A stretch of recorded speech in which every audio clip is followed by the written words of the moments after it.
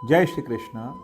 गीता का चौथा अध्याय और 28वां श्लोक, जहाँ भगवान श्री कृष्ण अर्जुन से कह रहे हैं कि कुछ लोग यज्ञ में अपनी संपत्ति को अर्पित करते हैं, कुछ लोग यज्ञ में कठोर तपस्या करते हैं, कुछ लोग योग यज्ञ से योग का अभ्यास करते हैं और कुछ लोग वैदिक ग्रंथों का अध्ययन और ज्ञान पोषित करते हैं, जबकि कुछ लोग कठोर प्रतिज्ञाएं करते हैं।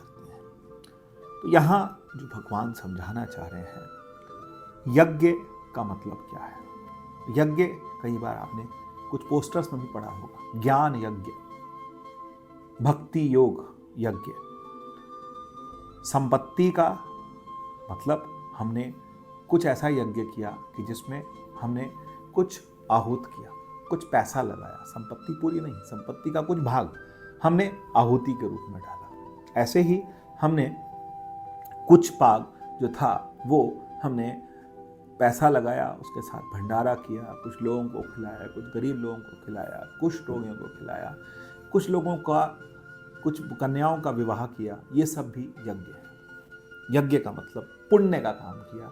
पुण्य का यज्ञ जो है वो एक यज्ञ है। भगवान कहते हैं दूसरा यज्ञ आता है जिसमें लोग कठोर तपस्या करते हैं। इस तरह का संकल्प, क्योंकि संकल्प लेते हैं और उस तपस्या को, तप को पूरा करते हैं।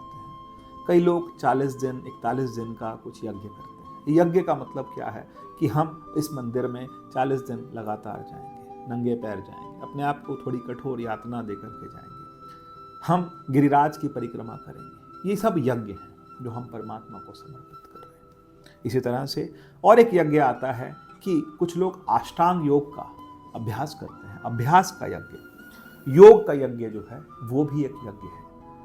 इससे हमारा मन, चित्त, अंतःकरण शुद्ध होता है योग का। इसी तरह से कुछ लोग कठोर प्रतिज्ञाएं करते हैं, जैसे भीष्म प्रतिज्ञा आज तक बहुत ज़्यादा क्या है वो लोग सब जानते हैं, सुप्रसिद्ध है कि भीष्म प्रतिज्ञा, ऐसी प्रतिज्ञा और किसी ने नहीं की। तो ये प्रतिज्ञाओं का है। उसी के साथ एक और आता है यज्ञ जिसको हम बोलते हैं कि कठोर प्रतिज्ञाओं का, कठोर जीवन का, योग का, और एक और यज्ञ आता है जिसको बोलते हैं स्वाध्याय का यज्ञ।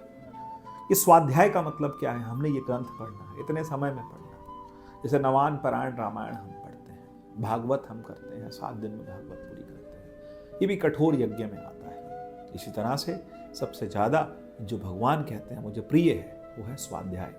स्वाध्याय का मतलब है अपना अध्ययन, ग्रंथों का अध्ययन एवं अपना अध्ययन। ये जो है इसे हम क्या बोलते हैं? इसको हम बोलते हैं सबसे बढ़िया जो यज्ञ है। तो यज्ञ का मतलब क्या है? जो कि हम भगवान के प्रति अपना जो श्रद्धा है वो अर्पित करते हैं। वो किसी भी रूप में करते हैं, चाहे द्रव्य के रूप में करते हैं, चाहे भोजन के रूप में करते हैं, चाहे स्वाध्याय के रूप में करते हैं, योग के रूप में करते हैं। ये सब के सब हमारे भगवान को अर्पण किए जाने वाले पदार्थ हैं। जय श्री कृष्ण।